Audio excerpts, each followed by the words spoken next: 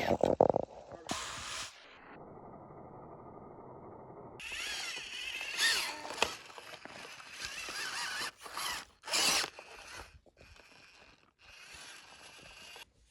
is up, everyone?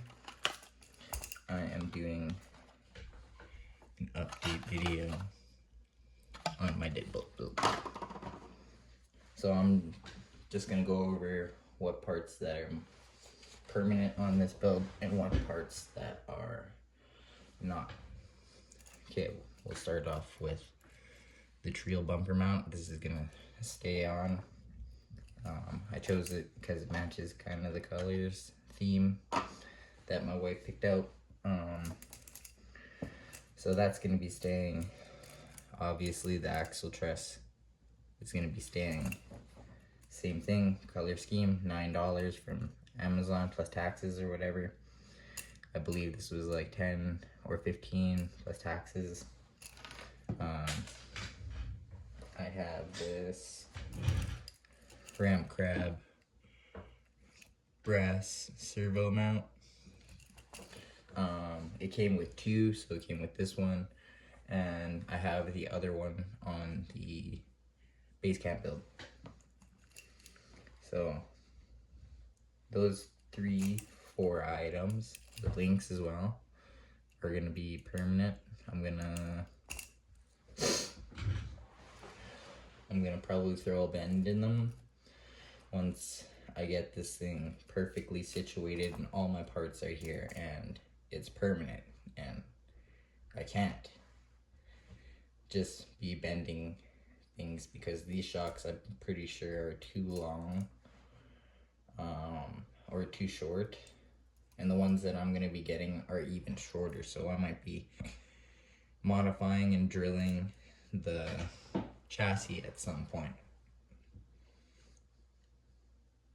And the shocks that I'm going to be getting are from Amazon as well. All this is Amazon sourced, cheap parts. I think the most expensive thing on this thing so far is the chassis. That was like 20 plus taxes as well, 25, 20 give or take. But yeah, shocks are not permanent. Wheels and tires, I don't know yet.